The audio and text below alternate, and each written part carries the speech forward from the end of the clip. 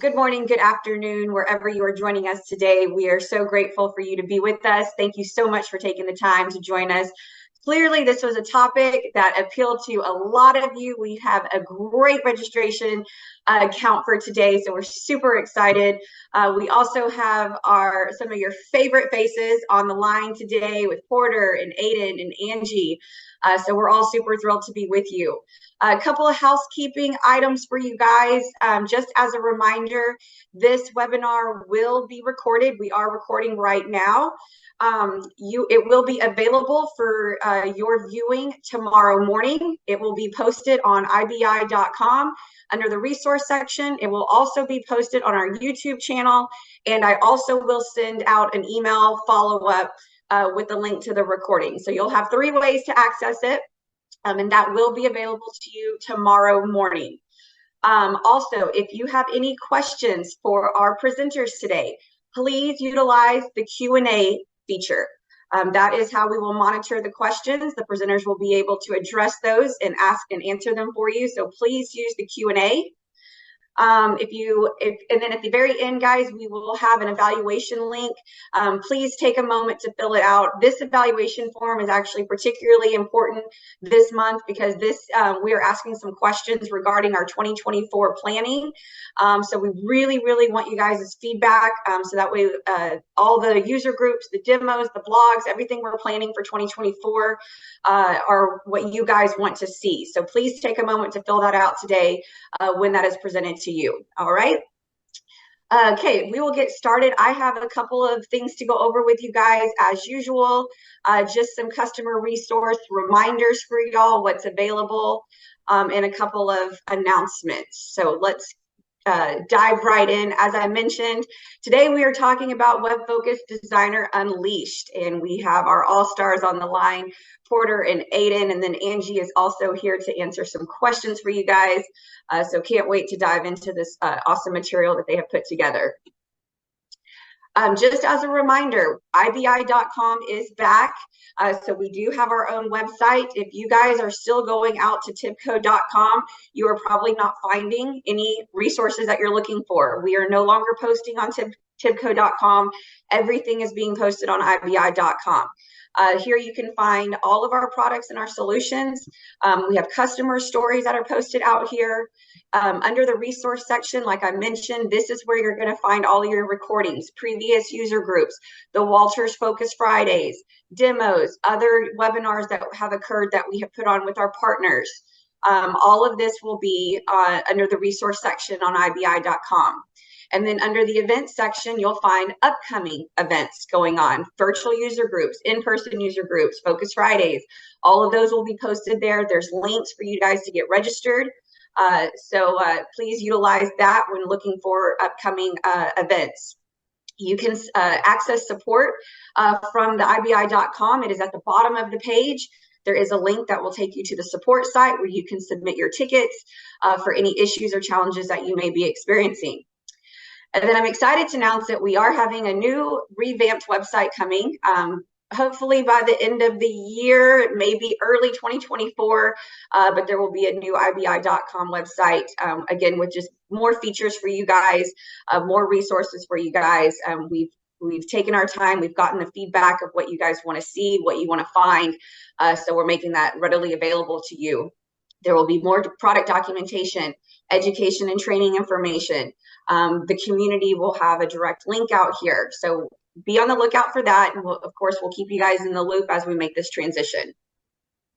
As I mentioned, under the events page, this is where you'll find upcoming events. We're getting kind of the rest of the year planned out here. We've got the Focus Fridays lined up for the next 3 months and some user groups, virtual user groups lined up.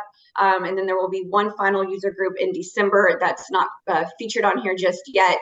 So be on the lookout. Again, check this often and register for anything that appeals to you or you'd like to attend. And so looking ahead at 2024, a couple of exciting announcements that we have.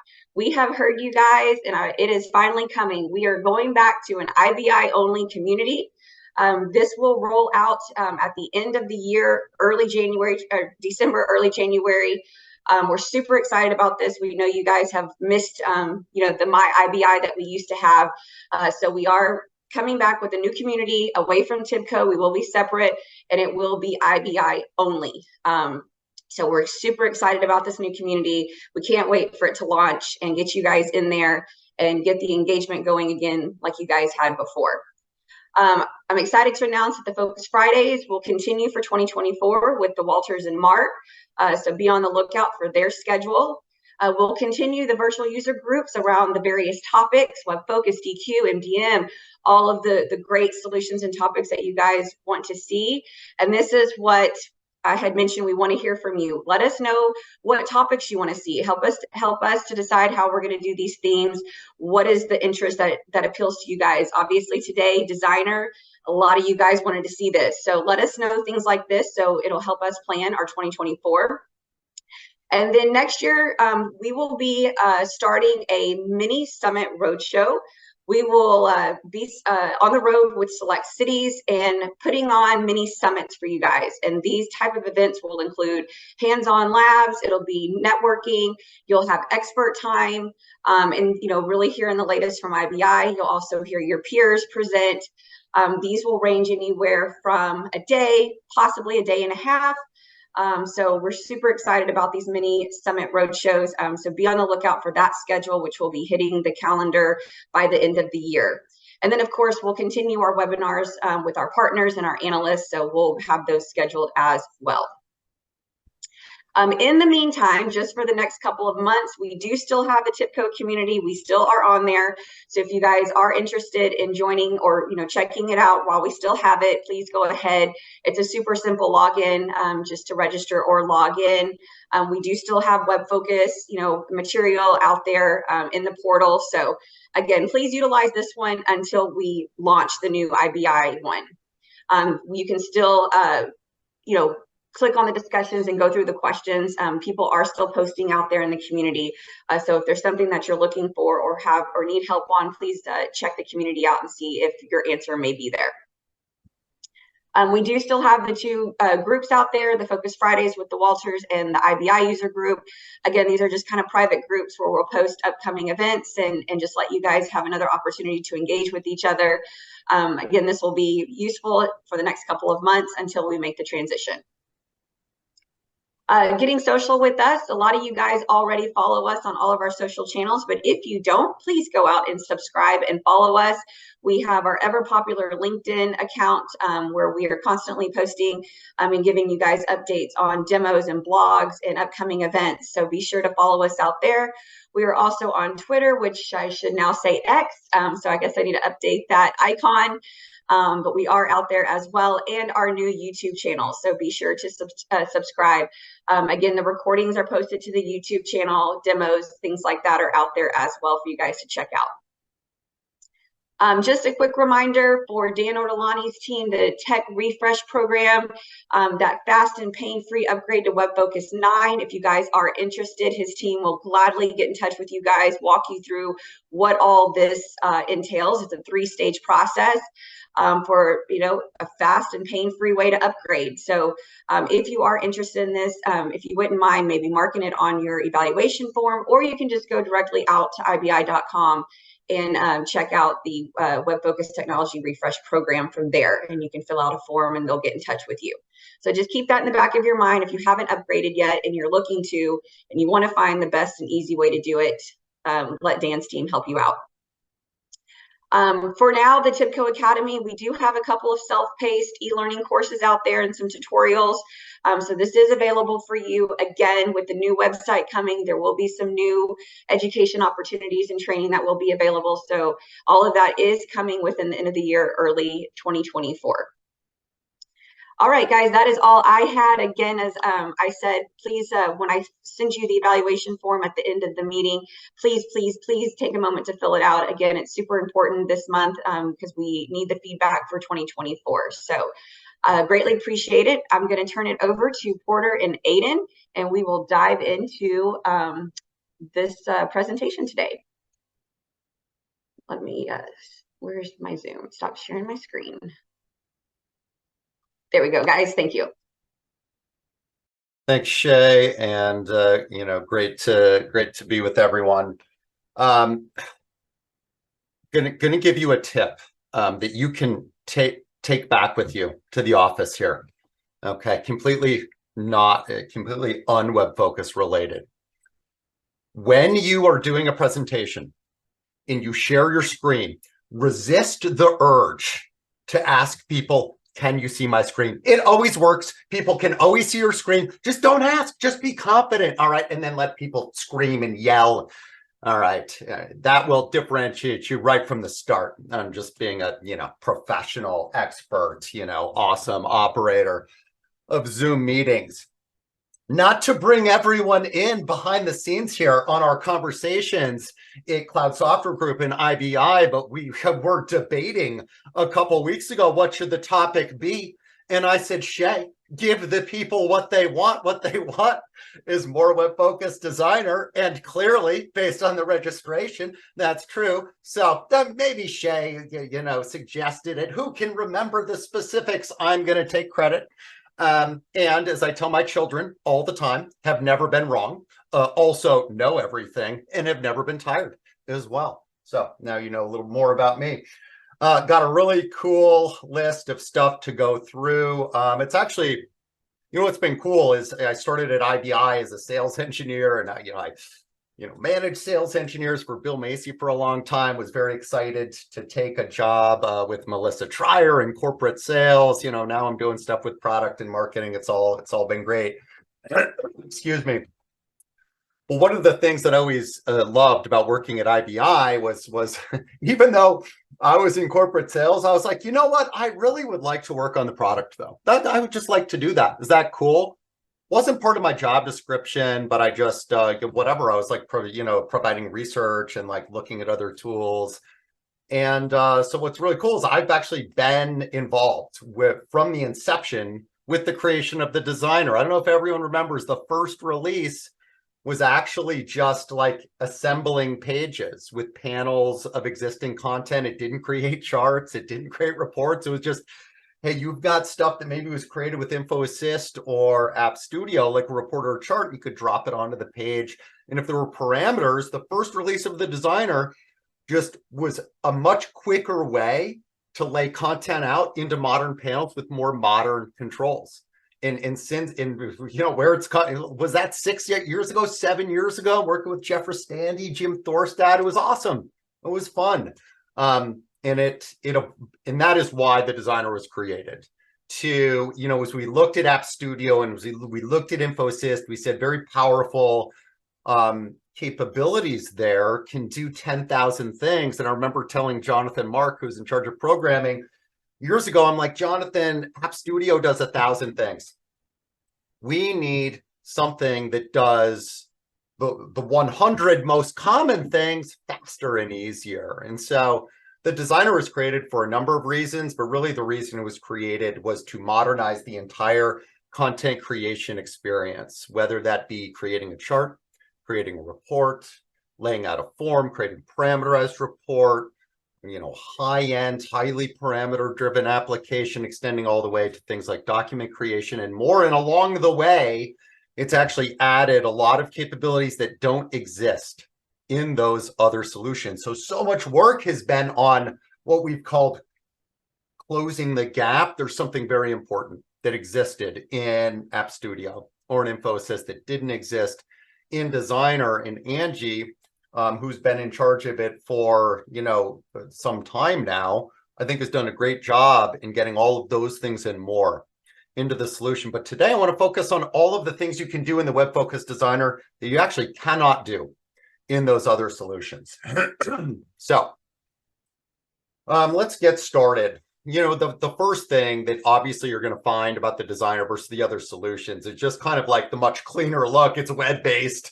And that's user interface. And so a lot's been put into the user interface. And for a long time, there were a lot of objections about the look of our solutions. The other thing that a lot of attention has been paid to is usability. Okay, so I'm not going to be like breaking down task workflows, but understand that usability is a heavy focus of the designer when we look at making it easy to use. And as someone that, was using Developer Studio starting in the year 2000 on to Application Studio in proof of concepts, like I just know and can tell you how much easier to use the designer is.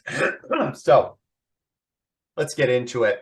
When you look at the designer, one of the first things that it gives you that App Studio or Infosys doesn't is just kind of like more flexibility in the field pane. As I look over here and I've got dimensions and measures separated, I've always said that there's a lot of things, like if I'm someone using the designer, let's say that I don't have access to the reporting server console, I can't create metadata, I can't modify metadata, but I do have access to the designer. And there's a lot of things I want to be able to do in the designer that might take the form of some sort of data transformation or something around the dimension or measure that I should be able to do right within the designer. So sometimes that's actually things right within the field pane. So some of the right-click options, you just don't get these elsewhere. But simple things like add to the chart, who cares? I could just drag it. Or like one-click add to filter toolbar. I care less about that than like a lot of times, let's say you want to take a dimension and add it as a measure, effectively making it a count. Okay, so we could do that manually, but it's like a number of these one-click options we're giving you in the field pane that I think are nice. Hey, I've got a field that did not get assigned a geographic role. We're going to give you that flexibility, right? You don't have to go into the metadata. I can do it right here. Binning values is going to be something that's more relevant for a measure. Okay, so creating these bins on the fly. I don't need to be, kind of have access to the reporting server or the metadata or be in Application Studio to do this manually. I can do this on the fly as well. Okay, and you're going to notice we get similar kind of add as dimension here from the measures. And as we right click, you might get different, grouping values would be another thing you might want to do. So these are available right from the field pane. The other thing along those lines, giving the creator that may not have access to create it, connecting to data and creating metadata, more autonomy, or just making it easier and within the workflow of your analysis, not having to go to two places, is the integration of that data pane. Okay, so as I go to the data pane, and this has actually been open for like a really long time, so I'm wondering if it actually timed out. Let me kind of like refresh this whole session here and get right back into the designer.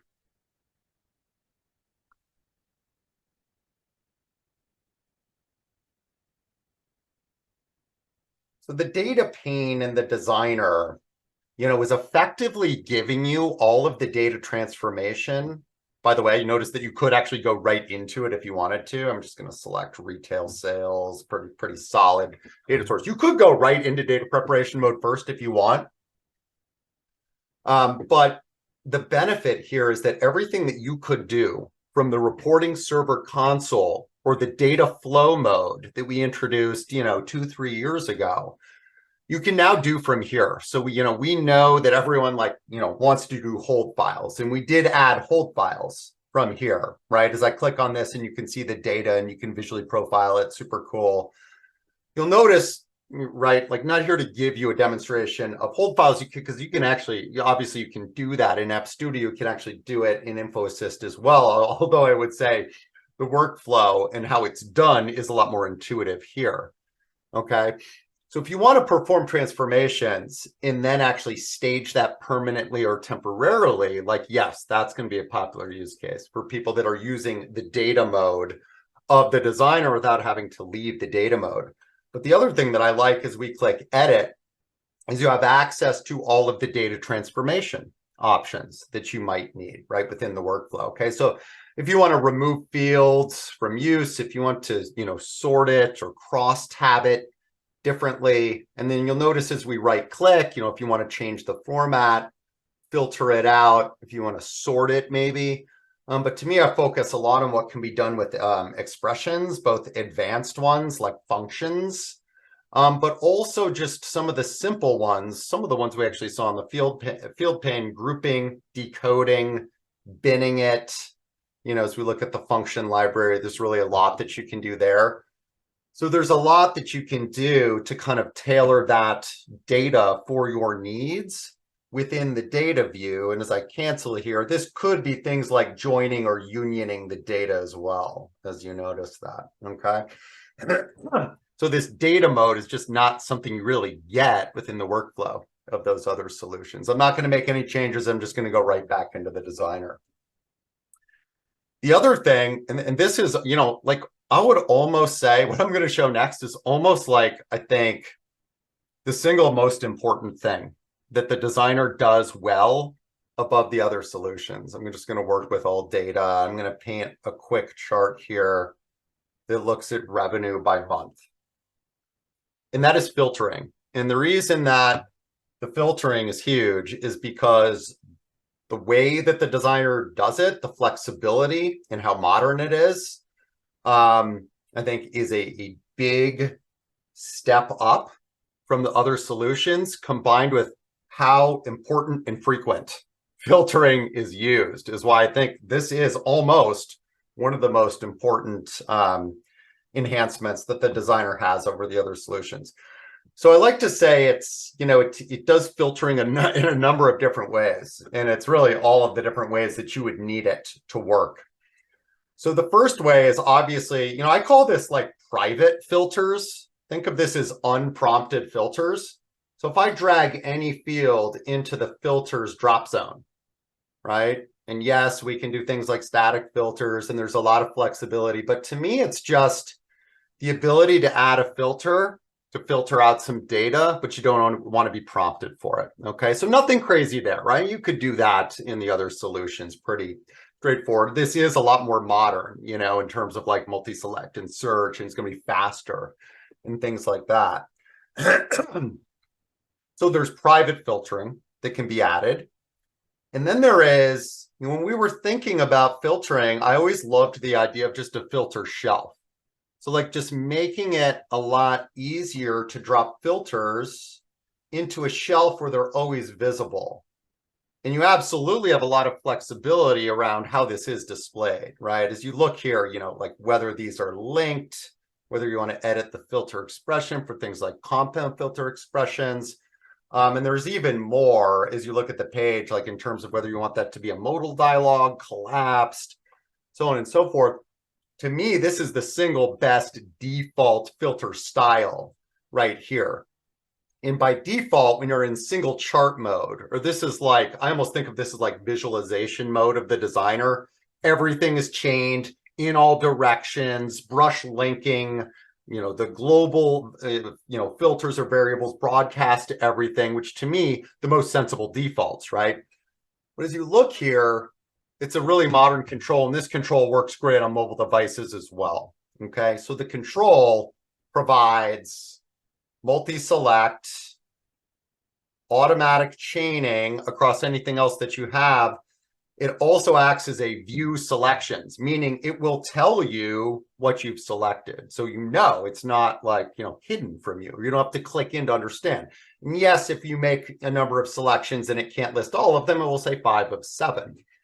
Okay, so beyond a, add, change, and view selections with both all direction chaining, it also acts as a clear selections. I didn't want that, clear it, okay? Or I actually don't want that filter, remove it from the shelf entirely.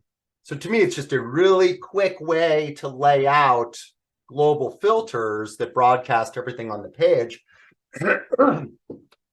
The other thing is how well it works with measures, okay? So to me, ever since the first time I saw the double-handled slider, it was love at first sight. I was like, I love that. Whether that be a time series or a measure, take the low value, take the high value, give me the range, let me adjust it in either direction. That's just the default, okay, which is great. And you'll notice again, as I right click, a lot of flexibility we've actually built in here, and I call this functional completeness. Yes, the best default, but the functional completeness for developers or even just people exploring the data that need that flexibility, right? To tweak kind of things like whether it's less than equal, what it's filtering on, whether it's required, or things like that. But wait, we're not done. There's more. But Porter, that's everything I need. Probably not. And there's probably more in assemble mode that we'll get to. To me, what we needed for a long time was visual filtering. Okay, so that means on the canvas. The canvas itself is interactive. So that means on the canvas, I can make a marquee selection. And when I make that selection, it dynamically tracks my selection. Yes, it excludes the data that I have not selected, but it also dynamically places that filter selection up on the shelf. And they will dynamically populated filters will live harmoniously with filters that I have, thoughtfully decided I want to place on that shelf. So I love that filter shelf. I argued strongly for it. And I think it's great. I think it's modern. I think it does a lot for you. I think it's the best, the best of both worlds in terms of dynamically tracking your selections, but also allowing you to thoughtfully place parameters on that shelf that other people, that runtime users may need to use. Okay, let's keep going. What else can we do in here that is unique? Another thing that I advocated for strongly is called Drill Anywhere. And the reason is that, our customers have been using drill down for a long time. I remember I was at the University of Vermont. I'd had one interview in Burlington, and I had to go to Burlington, Vermont. Then I had to go to Burlington, Mass to interview with Scott Belhumer, who was the tech manager at the time. And I was like, God, better do a little research on this information builders WebFOCUS thing. And I remember reading about this new capability called drill down. So in 2000, I was like, drill down, what does that even mean? I don't even know. Suffice to say, we've had drill down for 23 years, and our customers have been using it. And we know that if you have a report that's got time series, like we see right here, yeah, you want to drill up or down, makes sense. Hey, I've got a location hierarchy, I want to drill up or down, makes sense. Okay, so we could always configure that and kind of turn it on, but it required a couple things. It required a hierarchy to exist in the metadata. And the problem is that if you didn't have that hierarchy, it just didn't work. Okay, so boom, now we're back to someone's got to do that in the metadata. That's a pain in the butt. What if I'm just exploring the data? What if I don't want to create a hierarchy? The other problem it created was it was a little inflexible in terms of drilling. It was completely inflexible, not a little, in terms of drilling outside of that hierarchy. Like, why wouldn't I potentially want to drill from year to region? Why should I be limited to that? So what I've always wanted is drill anywhere that works with no setup. And that's what it is. I turn it on, drill anywhere. And what I get is the flexibility to drill from any dimension to any dimension. Okay, and I had people in engineering going, what about the master files with 1,000 dimensions? And I said, well, just don't turn it on with that. Give them a business view with just a clean list of the dimensions that they need. Okay, I've got fought that objection off, swatted that aside so fast your head would spin. Anyway, what we get is if I look at my brain is hurting here. 7, that's July. As I look at July, I can just drill anywhere I want. Oh my God, amazing. I didn't set anything up, and I can say in July, what were the sales by region? Okay, neck and neck between EMEA and North America. It's tracked my selection. Well, now I want to go further. For North America, show me all of the stores. And just boom, I can go up, down, sideways, anywhere I want. It's tracked. I can decide to go back. I made a mistake. It's awesome. It's everything you need and more. So drill anywhere. Big fan, if you couldn't tell. That's one thing that I love. Another thing you might not be aware of is there's a lot of things that were added to the formatting in the designer that you actually don't get elsewhere. Okay. So as I look at the format tab, right, organized by general, legend, axis, series, matrix options, things like that. I'll just focus on the high level. We're only looking at one chart, But the theming, there's been a lot of work that's gone into the theming.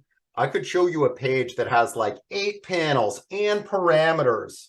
And as you select one of the presets or one of your customs, it's very thoughtful about what it does in terms of like the background colors. Like this is a dark theme. So, you know, like the label should be white, and in that cascades across everything that's on the page if you do have a lot of panels and a lot of parameters and things like that. It's all very well coordinated, and there are a lot of formatting settings that actually only exist in the designer, you know, and I'm not going to pour through all of them, but you know, this is absolutely the best in terms of formatting and formatting settings and exposing them graphically. And don't get me wrong, when I'm working on the HTML5 default style sheet with Dan Weingart, like, you know, 7 years ago, boy, we're into the JSON code like you read about. Not scared of it, not afraid of it. Okay, I was giving you the thin ring donut chart before that was in the GUI. Proud to say we got all those settings into the GUI though. So anyway, let's take this back. I'm gonna remove that thing. I'm just name dropping famous IBIers all day long. For those of you that have been longtime customers and know those people, I know it's putting a smile on your face. That's why I do it. I do it for you. What else we got going on? Extensions. Okay, I'm going to clear out what I've got in the field pane. So visualization extensions worked in Info Assist. But one of the things they didn't do is expose the settings graphically. Okay, so as I look at the extensions, remember that the extensions are custom visualizations for a specific purpose. It could be for a specific vertical. Customers could build theirs, and they allow you to use them as native WebFOCUS charts that still support things like drill down or brush linking or filtering as well. And so I'll look at one that I like, which is a chord diagram. This is used a lot in transportation. It's really source target. Okay, so think of like airports, you know, like it, you know, think of a couple hubs, you know, Atlanta or Chicago, depending on the airline. You might want to see, you know, kind of like how many flights are going to or from where. Okay, Sankey diagram is kind of a similar source target used a lot in energy. So obviously we're exposing graphically those specific visual attributes. Okay, and let's just say I want to see the source is a store region, and I want to see, I'm wondering if this is going to give me a problem. I notice it's taking a long time to run. If it's giving me a problem, I'm just going to pick a different visualization or come back in here fresh. Okay, if it doesn't come right away. All right, I'm just going to blow it out and start over here. Let's go back in to Designer. I did a little test on the chord diagram earlier, so I think we should be good, but let's take a look. Was also looking at the arc visualization earlier. All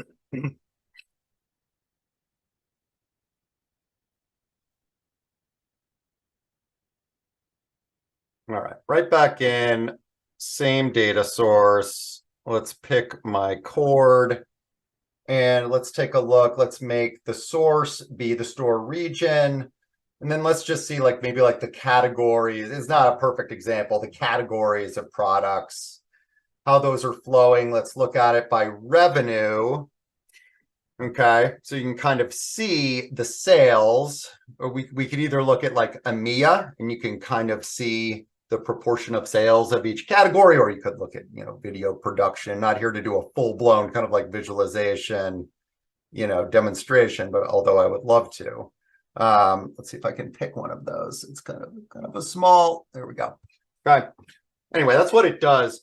But so a lot of people love these extensions, but they find there may be like one or two things they need to change. Sometimes that's a format or a color scheme or things like that. So one of the things that you get in the designer is, you know, it's not like a perfect GUI, but they're looking at all of those custom settings in the visualization plugin files. These are like a lot of JavaScript files, HTML files, and what have you.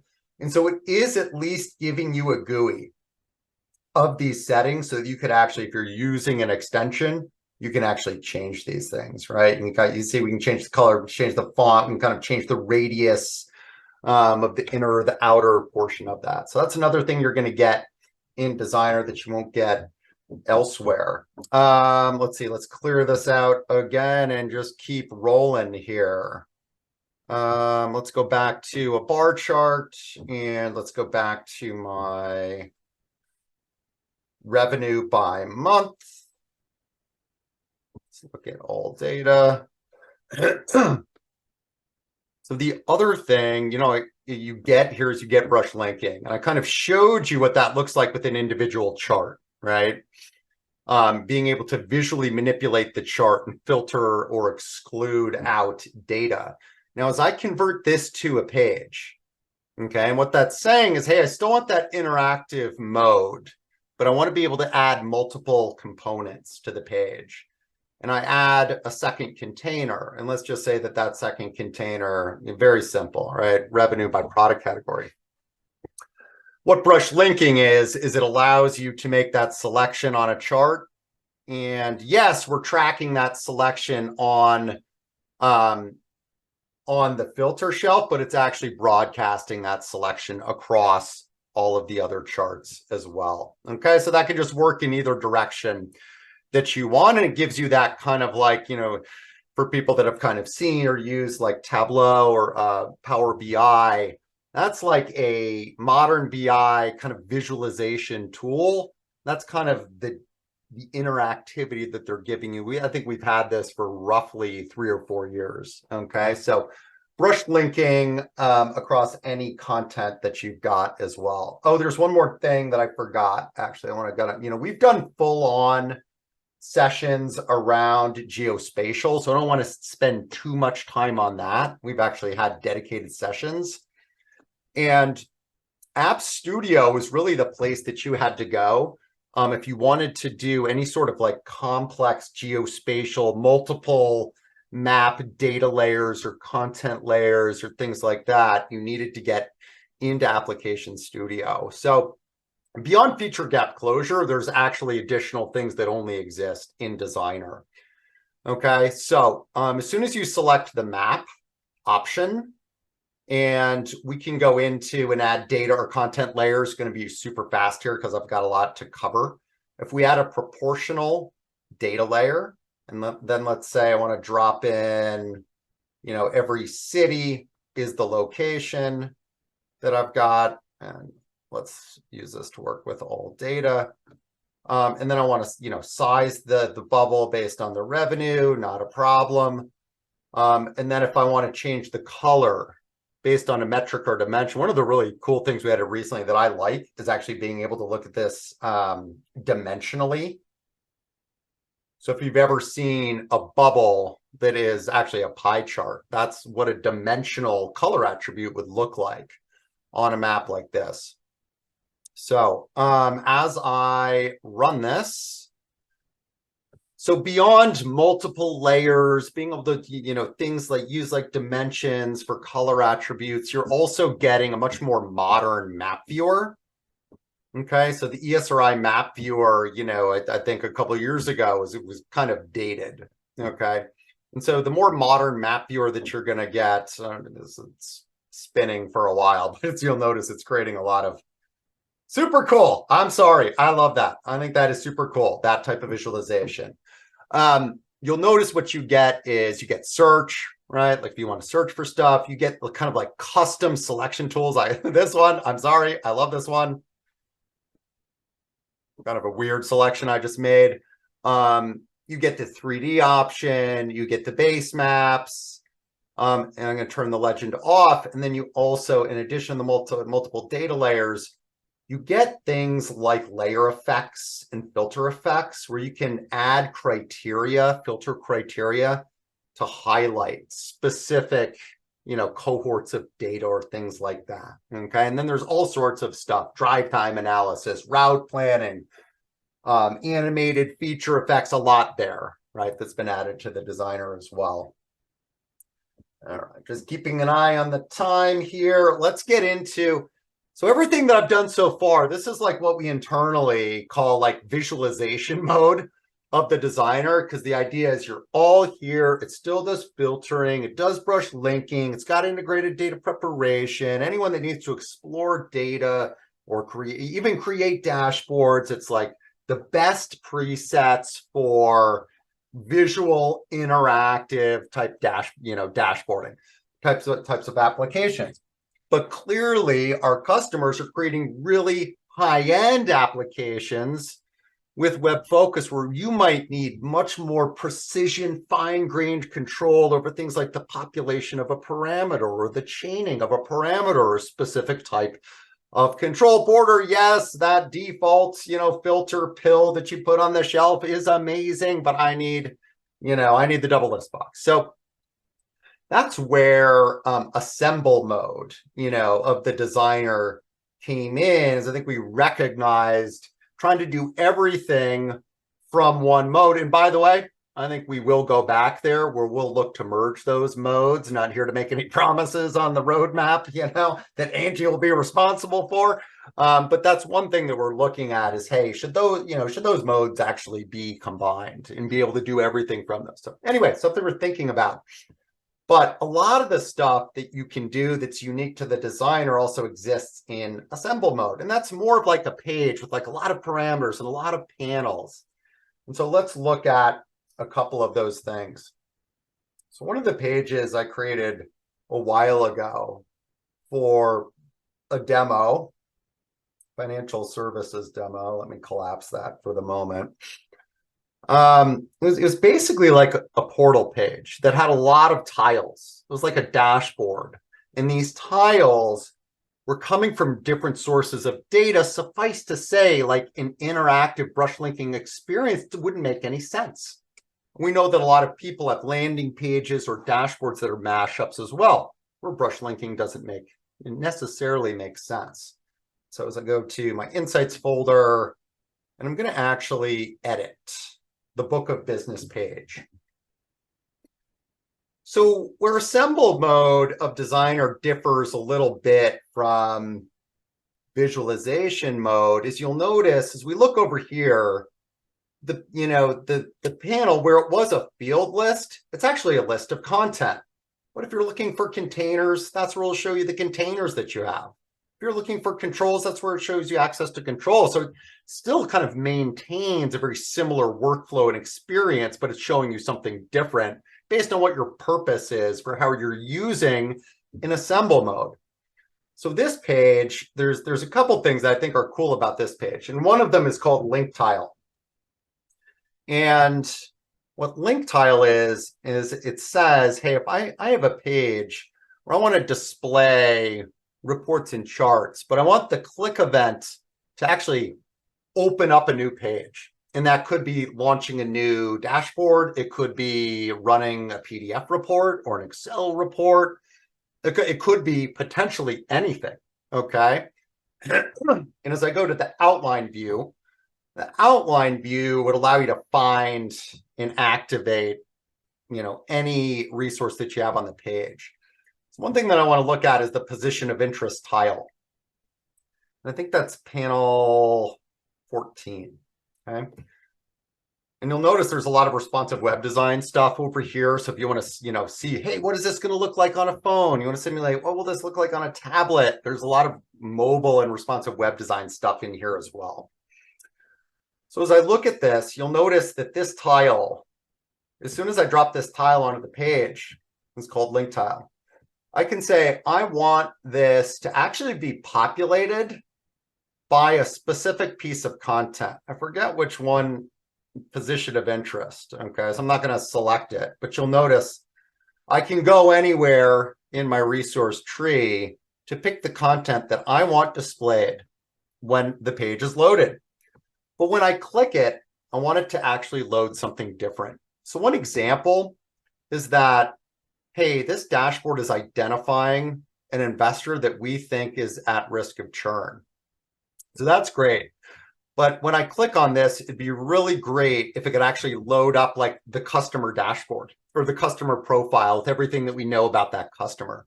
So that link tile action is launching a different designer page with their picture and their address and kind of some key metrics. And, this one's got a data story and it's got an infographic and some prescriptions, right? So as I go back to the setting here, you'll notice I've just specified when I click, that's what I want it to do. And I've got another one right here, position of interest. This is loading up a chart in what we call insight mode, which it takes a chart and it exposes the visual attributes of that chart in an interactive shelf, and you can actually make changes to that chart. I've always thought this was super cool. It came as a result of a whiteboarding session I had with one of our financial services customers, where they said they have financial advisors that said, on the fly, something happens. I might need, if I could just tweak a couple of the visual attributes, I could actually understand which, something happens in the market, I need to know who's most exposed. And so this was actually created as a product as a result of a direct customer request, where they said, if the advisor could just make 2 changes to that default chart, they could answer their own question. So that's what Link Tile will buy for you. There's a lot more as I look at just the page level that the designer in page mode will give you. Like one of these is some options on the toolbar, like exporting the page.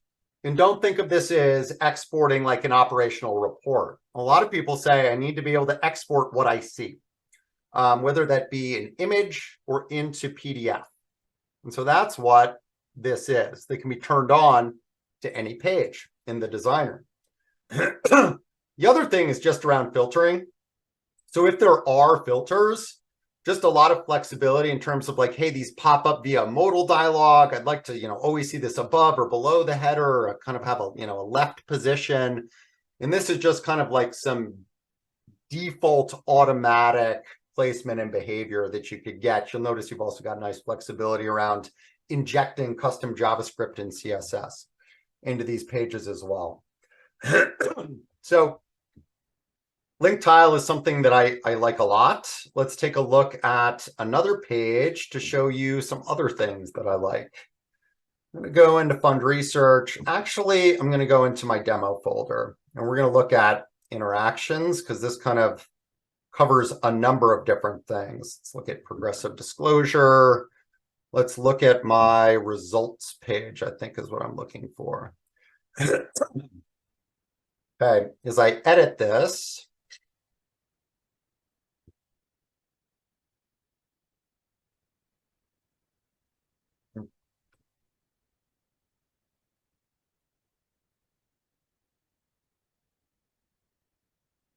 got me a little hung up there, so I'm just gonna refresh this. Let's come back in.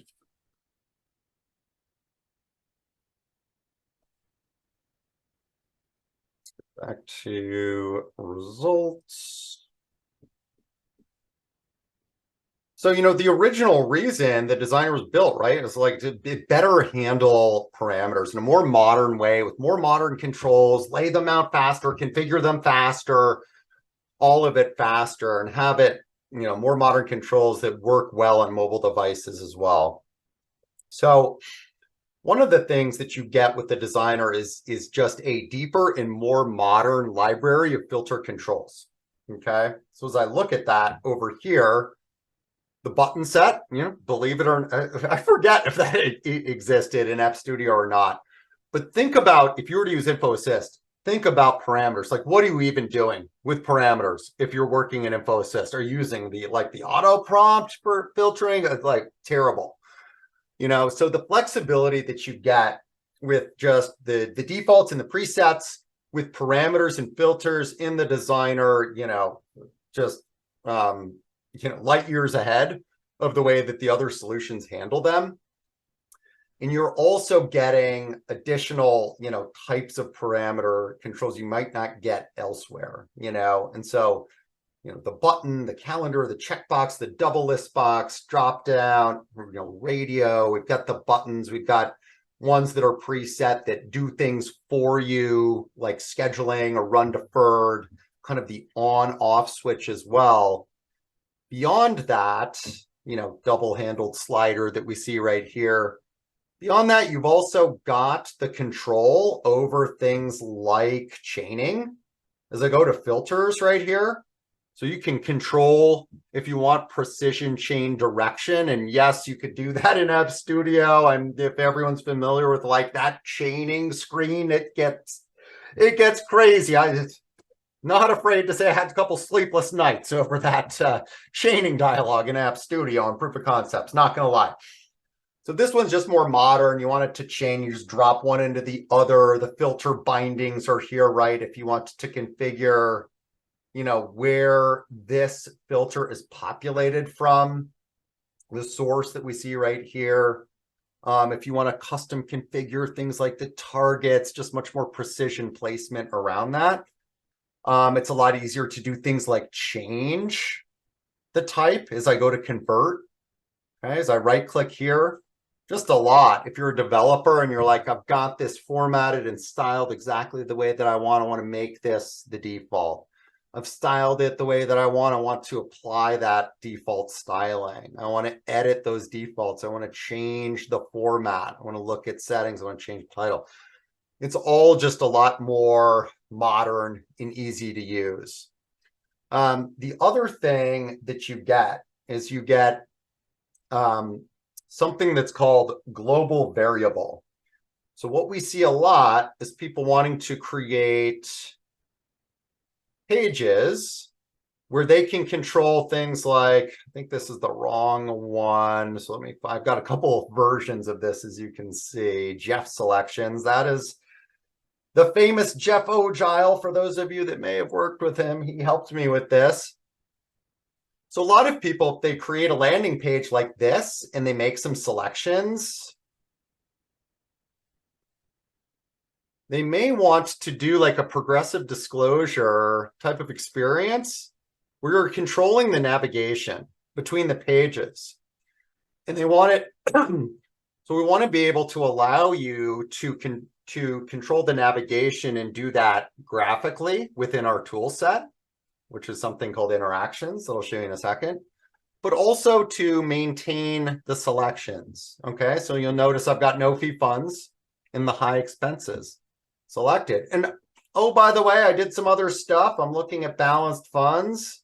I might want to return, I might want to go back to that first page and return to selections. Okay. So navigation and retaining the selections that have been made. The way that we retain the selections that are made are just by assigning a global variable name to a parameter. And that way, any page that you navigate between, as long as they have the same global variable name across those pages, we'll pass those selections across those pages.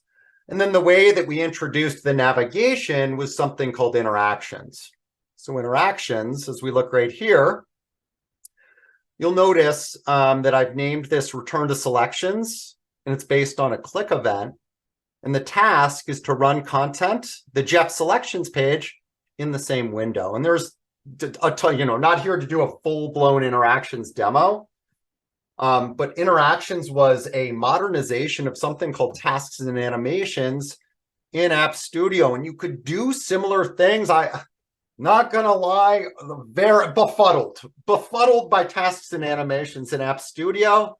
Whereas one of the things I give Angie and her team a lot of credit for is as they look at important capabilities that existed in App Studio or InfoAssist, and we looked at adding them to Designer, we didn't just say put them in the exact same way. We actually thought, is there a better way? Is there a more intuitive way, a more modern way to introduce these capabilities? So interactions will do a lot for you. My favorite use case is just navigation between pages. But things like adding a schedule page that we see right here. Okay, so as I look at that, you can add a button that will take this report and fill in a lot of the details on the schedule. And one of the fun, I think the exciting roadmap projects is modernization of that whole Reportcaster interface. So that's another popular use case for interactions that you will get. But not to get too off track, the focus here is on filters and the types of controls. The other thing that you get in the Designer, right, is the flexibility to add containers and grids anywhere on the page. So we've got a lot of flexibility at the page level. Let's go back to the page level. in terms of, I showed you where you want those filters to show up. But you also have a lot of flexibility on the page itself to add containers. All right, let's say a basic container to the page and drop a grid onto that container and then decide how many rows or columns that grid has and drop parameters into that grid. Okay, like that's what I did right here. All right, and that's what we did right here. And the page also has the flexibility to add things like collapsible containers. That I think is pretty cool, right? As I right click on this, actually, if I right click in between, you'll notice what I've done is I actually inserted a section into the page. And then I said I want it to be collapsible, and then I want it, you know, to be a panel, and I want it to have a grid in these three panels, and then I want the parameters to be here. So all of these things really easy to use. You can kind of add them to the page, customize the page really quickly, and a lot of these only available in Designer as well. The other thing that you're getting here, you'll notice that's the collapsible section right here. Just as we look at containers, right? That panel container is very modern, but you're also getting tab containers, carousel containers, an accordion container, the link tile that we talked about, the explore data if you wanted to add the natural language query or instant insights to it, panel grouping, so much more modern panels that you get access to as well, and responsive web design. And again, the whole responsive web design and in-app studio, man, I just remember fighting with the PM at the time. Oh, it's too hard to use. It's, you know, what you get with Designer is just responsive web design out of the box without having to think, you know? And so, you know, as we look at a page, we've got all the built-in, you can simulate what it looks like on a phone or a tablet, or, you know, realistically, you'll notice as I reduce the size of the page, it's always going to try to fill the page unless you don't want to fill the page and you want a fixed width. What it's going to do is it knows how to handle parameters and panels. It knows it's flexible on the sizing of them, and it's intelligent about when to stack them or fold them. So you notice as I keep reducing this, eventually it's going to say, you know, we've got to stack these into 2 columns. And while this may not be super, you know, pretty right here, I also don't know that you want a filter that spans the width. But you'll notice you can scroll. You can still use this on a phone as a runtime user, right? And at some point, it's going to stack those ones at the top into a single. So, you know, a lot more. But understand what we're using here is a responsive grid on the page, okay? Whatever you add to it, it's just going to have that built-in intelligence to know how to size it and when to stack it and when to fold it as well. All right, I think I'm actually nearing the end of my section. What else? Is there anything else? You know, there was another thing on interactions that I think I will point out. And there's obviously, you know, I probably haven't covered 100% of things that Designer did. I'm kind of going with my greatest hits. The other thing that interactions does that I think is pretty cool, where there's a use case for it, is being able to activate different panels. And so if you were to select like assets under management by sector type, and you said the way that this dashboard is designed is there's a specific metric, you know, or dimension that is displayed on each primary tab and then a different one on the secondary tab. And if I click on the secondary tab, I want to actually coordinate all those other tabs becoming active. You'll notice that's another use case you get around interactions, where I say if you make a selection there, actually, you know, run the, you know, activate these tabs. And there was one other use case that I think is popular around interactions, which I think it is in here, which is around showing and hiding of content. Okay, so this could be parameters. This could be things like, hey, if I make a specific selection, I want it to actually hide certain parameters. I want it to reveal secondary parameters. And so, you know, an example would be in here. Let's actually look at this in runtime. An example in here with parameters would be, you might have a simple mode where you only want like 4 filters to be present. And this is, you know, it admittedly kind of a simple example that I've got here. But you'll notice the simple mode is just 4 parameters. And you could trigger this based on a selection, that's made, really, it's super flexible. But advanced might expose secondary selections. Beast mode might, expose tertiary selections as well. So interactions also has another popular use case just around showing and hiding. You notice it could be conditional. If the filter equals mode, hide the object. Or if the filter mode equals, let's say, edit the condition. Simple, right? So that's been a lot. I want to make sure Aiden's got time to cover a couple other things. I thought maybe I'd cover some of the more data sciencey stuff, and don't get me wrong, I like to tell people I'm not a data scientist, but I did stay in a Holiday Inn Express last night. But I thought, since we have a data scientist on our team, let's let Aiden cover some additional kind of cool stuff in that area. Aiden, the floor. Absolutely. Yeah, thank you, Porter. So just so we're clear, towards the start of this show, I just have a few additional functions I wanted to share. If anybody on this has seen me before, don't worry, I won't yell at you for not having already installed the SML services, but I will be disappointed a little bit. I'm not going to dive too much into anything data sciencey, just a few additional advanced components of WebFOCUS that Porter didn't cover that I think can really enhance some advanced visualizations, statistical analysis, and also give you a better understanding of the data you're working with. So I'm in Designer here. My example data set here is just loans, looking at the properties of those loans, what that looks like over a 6-year period. Nice and easy for everyone to understand, regardless of what industry you're joining us from. So that's why I've chosen this data set. I have a super simple visualization. This is not the extent of my designer skills. This is just for illustrative purposes. So obviously this is a pretty basic, terrible looking graph. But what it's showing is the loan amount over a period of time. We can see there's a general upward trend in our portfolio. The use case I just want to show for this first feature is often when you're doing forecasting. If you're looking at something volatile like this trend, you want to smooth out that noise. You're looking to implement a rolling or moving average. That's built in Designer. It's under the quick transform option. So that's what I'll just showcase super quick first. And then as a quick refresher, I'm sure many of you have worked with this lots. I don't need to re-explain this to you, but rolling aggregate, that would be average or a sum that takes every previous data point into consideration as it moves through the data. Moving aggregate, same idea, only looking at typically the last 2 to 5 data points as it makes its calculation. Right, so that's all contained under this quick transform tab. I'll do a rolling aggregate. I can pick what I want to aggregate by. I'll go for the average.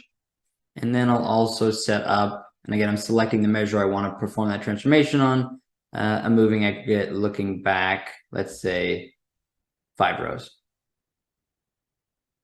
Okie dokie. Open that up, give you a better view of what that looks like.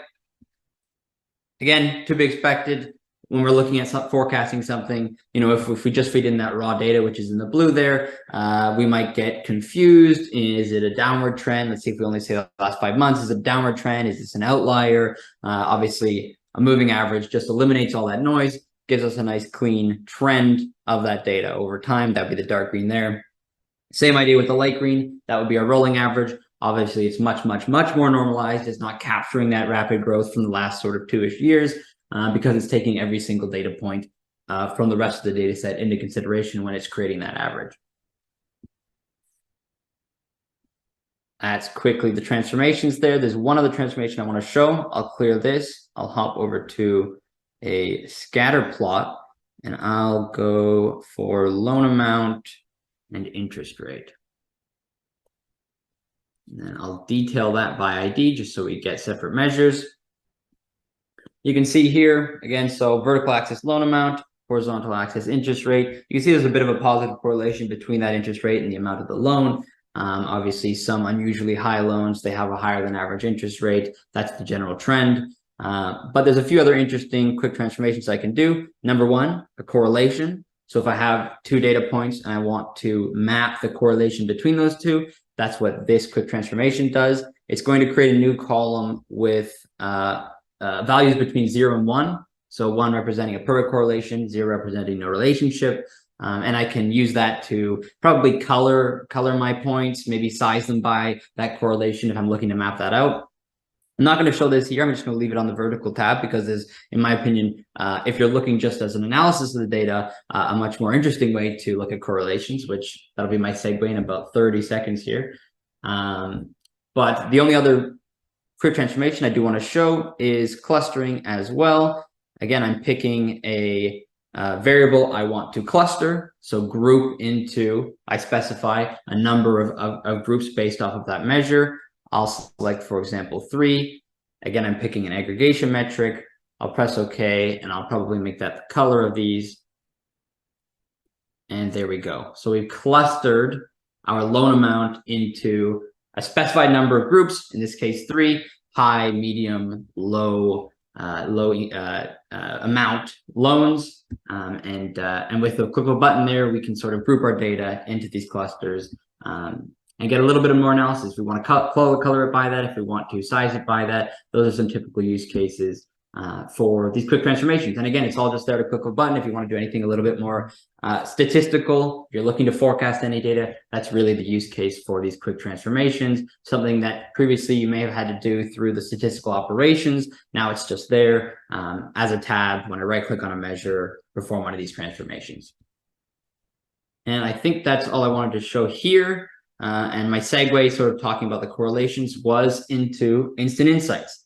That's this tab on the far left here. It's just a button. The use case for the quick transformation we talked about, if you're doing forecasting, if you want to add some groups, some clusters of customers or of products or loans, and color them by those groups, those clusters, that's the use case for that, quick transformations. What's the use case for Instant Insights?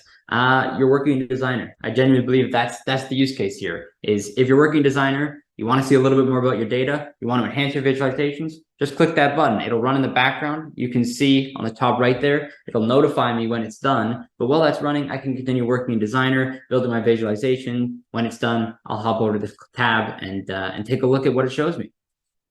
So what is an insight? What is it showing me? What is this used for? That's a great question. So insights essentially are self-contained visualizations telling me something about the properties of my data, right? Whether that's a correlation, which we sort of alluded to, a time series trend. I can use it to either just inform my analysis, give me a first sort of look at my data, or if I like the look of one of these visualizations, I can just copy that onto the canvas, start building a dashboard using one of these insights. It's built in a way to be as sort of user-friendly, plain English as possible, so that you can understand if some of these visualizations don't make sense to you.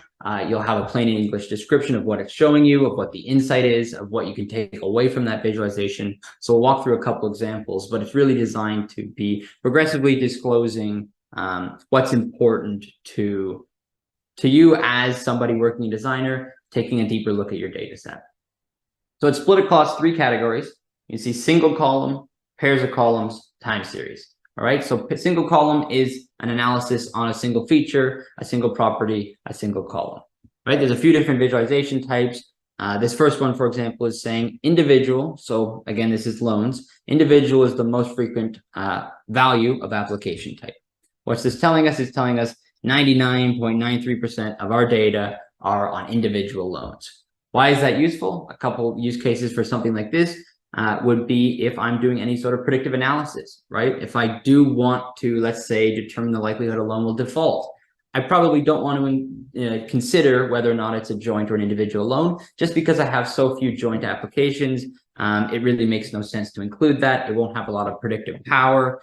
This is just one example of what a visualization like this would be useful for.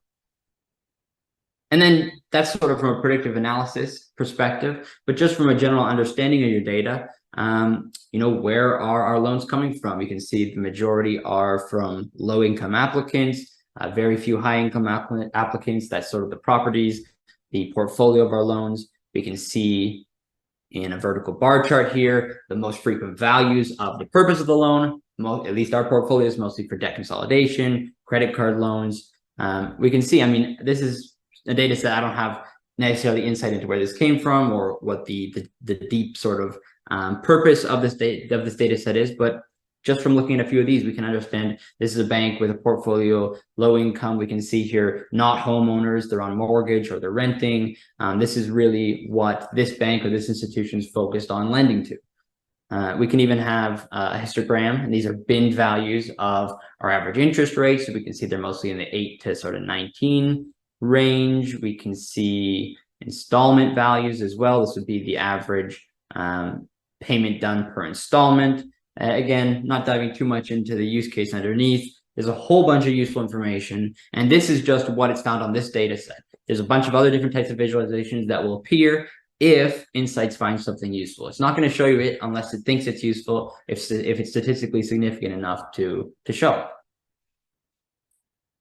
Next tab here, pairs of columns, right? So this is really your correlations between two different columns shown to you in a simple visualization with an English description, right? So we can see, I know this is a little bit small, above that visualization, it's telling us there's a strong positive correlation between the principal payment and the total payment.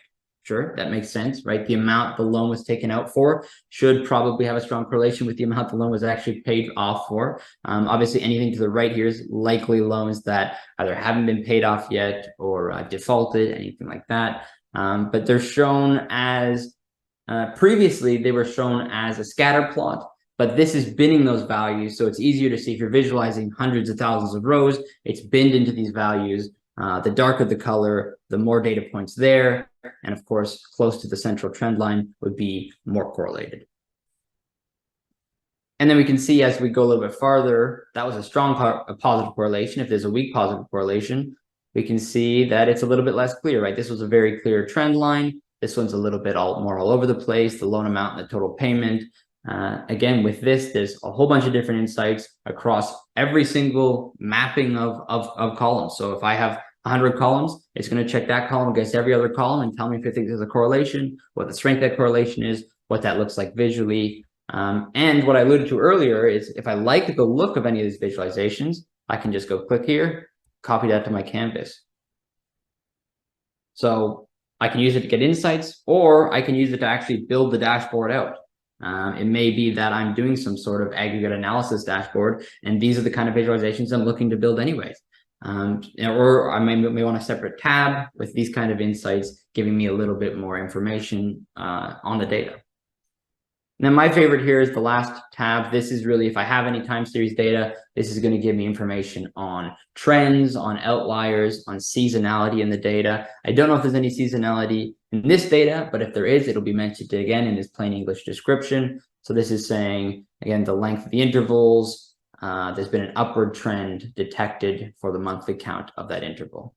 So we can see the trend line in orange here, the data itself in blue. Anything that's an outlier from that standard trend will be highlighted in purple. I can click on that, dive a little bit deeper. We can look at something like the annual increment, right? So this is obviously growing alongside our portfolio, but there's been some, I think this has been by months, some months where there's a way higher average annual increment than other months, right? And that may be something we want to explore deeper. Again, I can grab that, copy it to the canvas, and start building some visualizations off of that. There's a whole bunch of information. Again, it's both accessible to the WebFOCUS user that maybe doesn't know what, for example, down here a chi-squared test is, but it also does delve into some more advanced topics around which properties of certain data points correlate with others across the entire data set, anything like that. And speaking just from my experience, walking through these insights with clients, I found to be one of the most productive activities I do.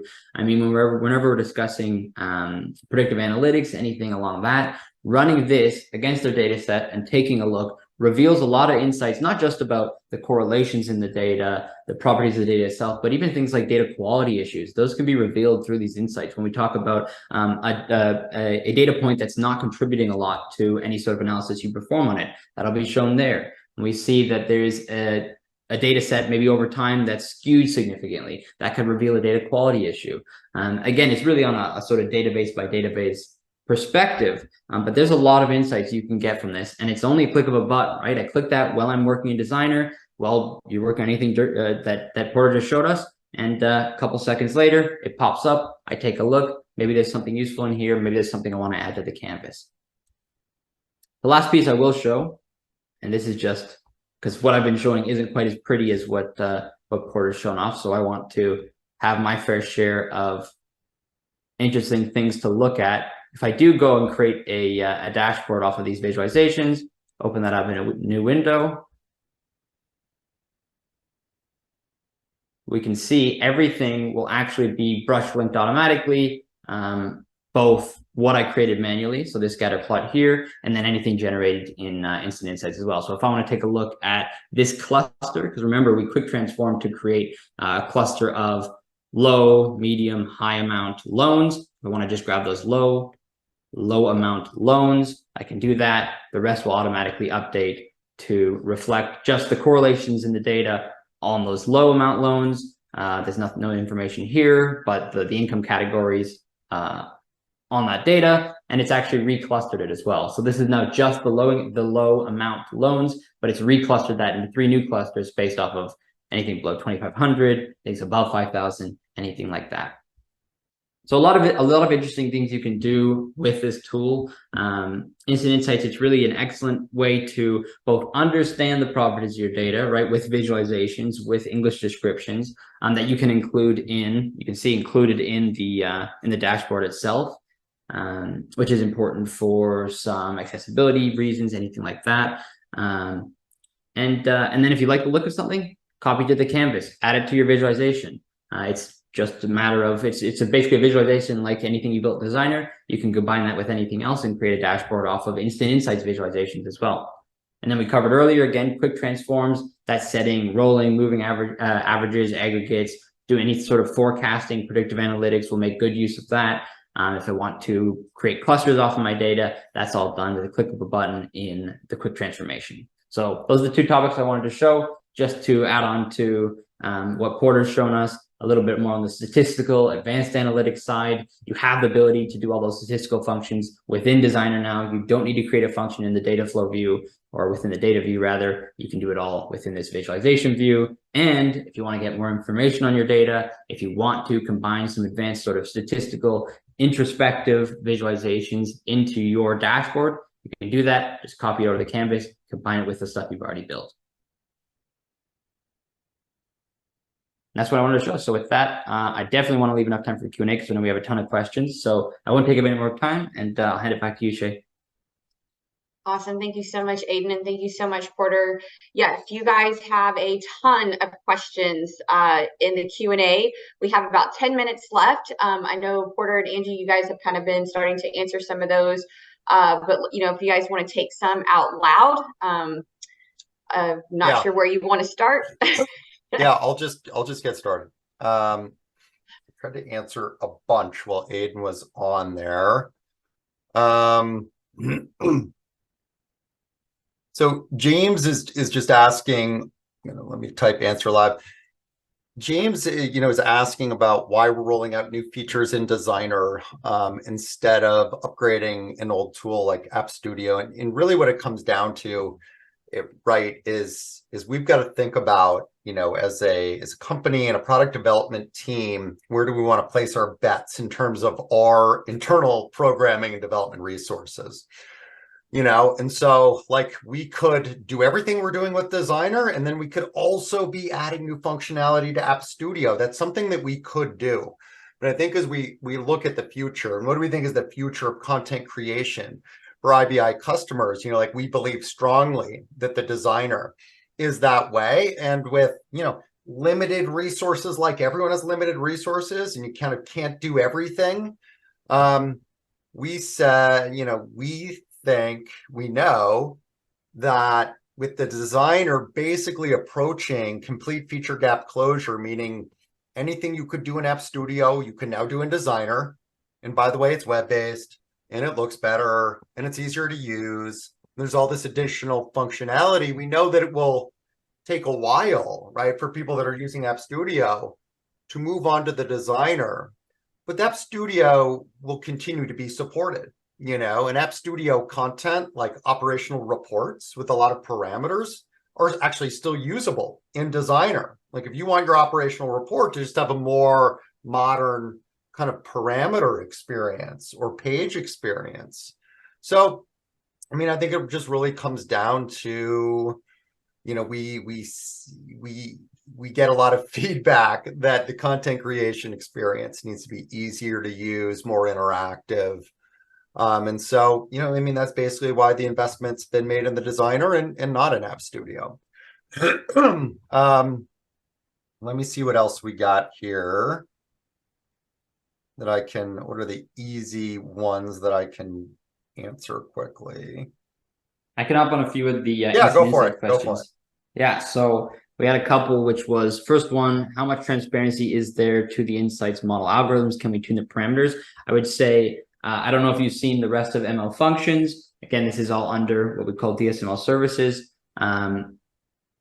All the models trained there can be tuned. Their parameters can be changed. We have to see the underlying algorithms. I would say when it comes to insights, all that is hidden. It's not meant to be exposed to the end user. It's really just a, here's some insights into your data. Here's those visualizations. So I'd say in terms of the instant insights models, there's not a lot of configuration you can do to what's happening under the hood.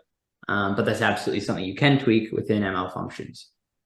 And then one other question was, and I like this one, how many data points can Insight work with before failing? So you'll notice a couple of points I made. Number one, with the correlation visualizations, they were binned instead of data points. The first version of Insights, it was individual data points, and that works fine unless you're doing, you know, a huge sample of data, and then that visualization breaks. So that's why those are binned there. By default, you can set the sampling of Instant Insights to, if you are dealing with a massive data set, to better run on that data set.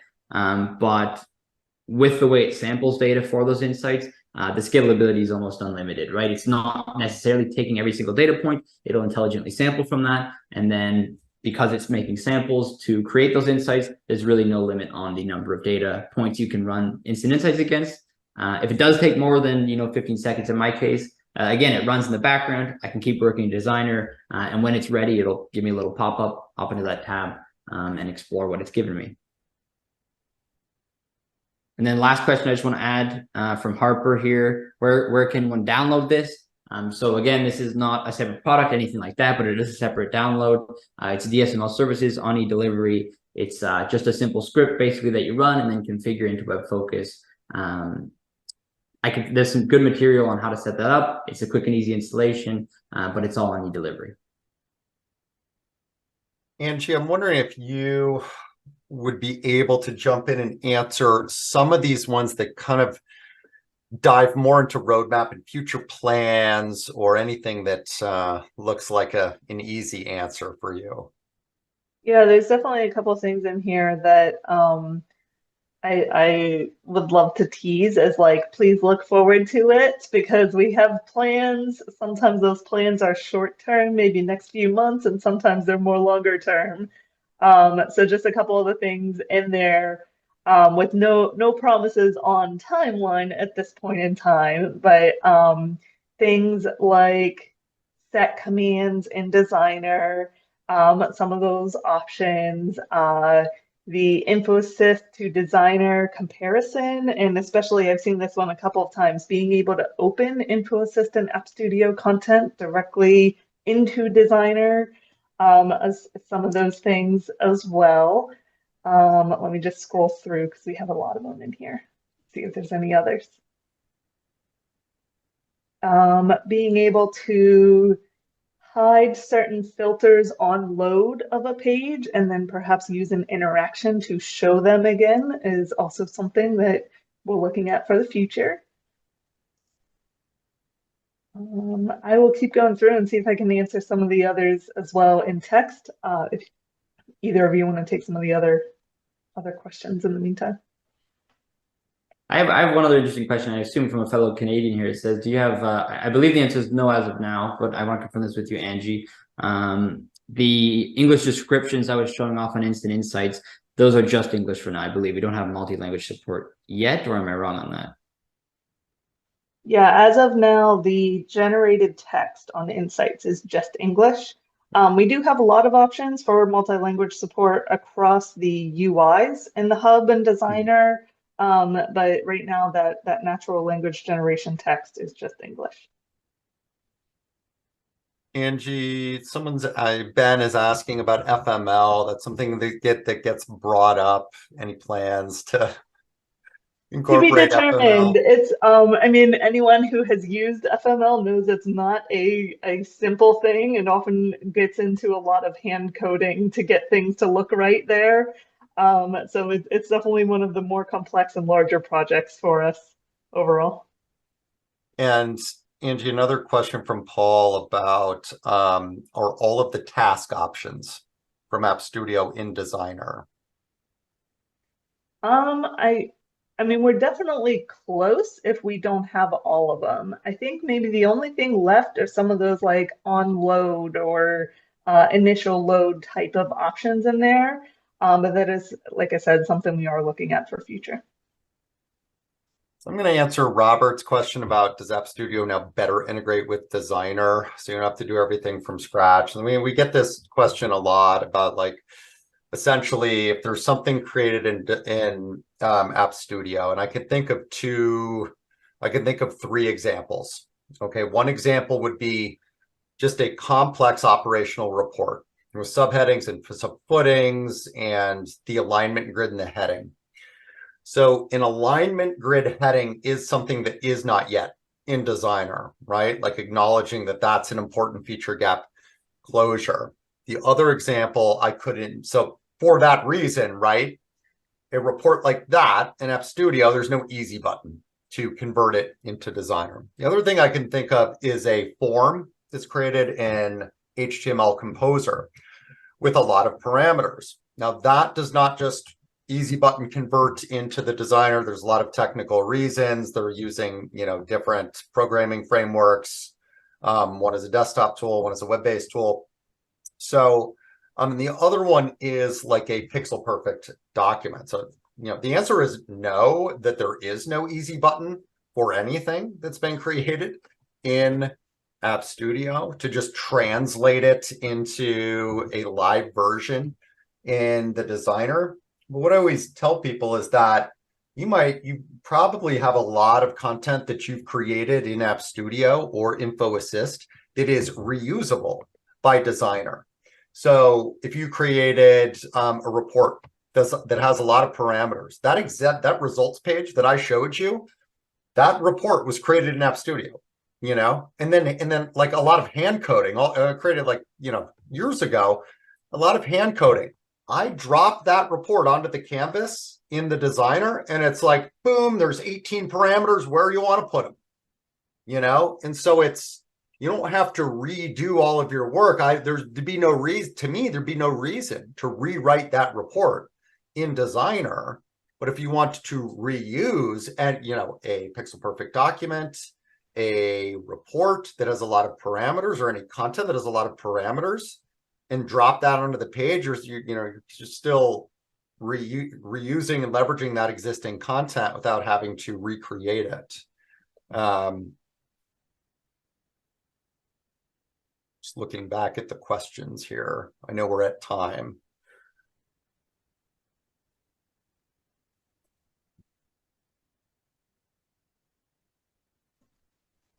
Angie is handling the compound document question. Dieter is asking if link panels can be used to move to a different tab in a portal. I think that would actually be a great use for interactions. And absolutely, interactions can navigate you to a different page.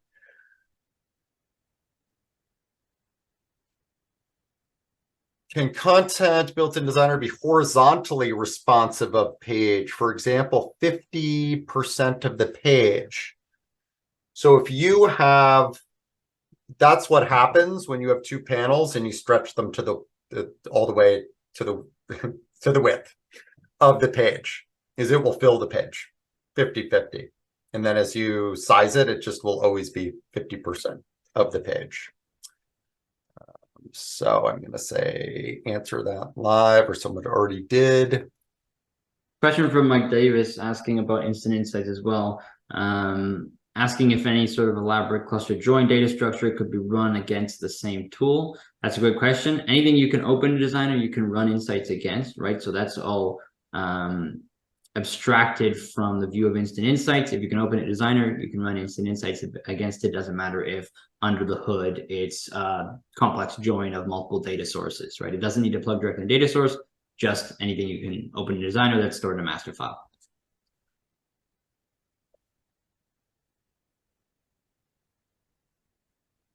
This one, I think, is for you, Shay. Someone is asking, can we have as someone new to Designer, can we have a couple of like beginner sessions or intro sessions, people who don't know anything about Designer at all, and get some sessions for that type of or that group. So I think yeah, that's definitely 2024 something maybe.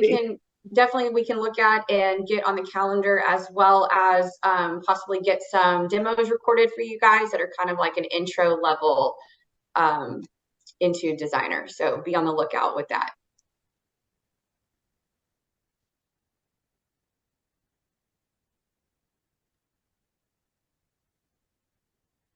All right, guys, we are a couple of minutes over. I know there's still a ton of questions left. I don't know if you guys want to stay on and answer a couple more. If you have to go, we understand. Of course, we'd love to get to all of your questions. If we did not get to your question and it's something that you really, really need answered, please mention that in your evaluation form, or you can reach out to me directly and I can get with Angie Porter Aiden and get the answer for you. I mean, we don't want your questions to go unanswered. It's just we are over time and we want to be respectful of your time and the rest of your day. So guys, it's up to you if you want to take a few more, if we want to go ahead and. I'm just looking at, I mean, like really what we want to do is be able to answer anything that we can answer quickly without having to like, you know, actually like think about it and check. So we're definitely trying to get as many of these done as possible, and I've just been let me see if I can take a couple of these, because there's a few that I see around still doing like coding and development. And what I would say is overall, we're trying to reduce the need for that custom coding. So there's an example in here of like adding JavaScript to refresh another panel in the Designer page, but you can do that with an interaction now. So you don't need to do the JavaScript anymore. And I think in general, like we still have the options for custom coding and custom JavaScript, but we are trying to bring a lot of functionality and make it so that you don't need to know that JavaScript to get the same functionality. Okay, guys, any other quick ones that y'all want to tackle? If not, we'll go ahead and we will have a copy of all of these questions, guys, so the presenters can review these. And again, we can definitely get back in touch with you and get these answered. Again, we don't want your questions to go unanswered. But there are a lot. You guys had a lot of questions. We love the engagement, so thank you so much for that. But I will go ahead and let us all go. Porter, Aiden, again, thank you so much, guys, for your presentations today. Obviously, a lot of really amazing, useful information that was well received. So thank you so much for your time. Everyone, thank you for joining us today. We appreciate you taking the time out of your busy schedule to be with us. Again, we will get your questions answered. So we will have a copy of these. We can reach out to you guys.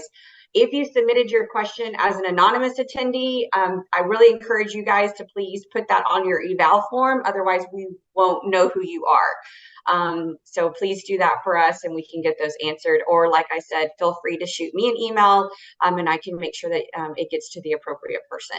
So with that, I'm sorry we went over a few minutes, but I hope this was very useful and informative for all of you. We look forward to seeing you guys next month. And in the meantime, please let us know if you have any questions and we're happy to help.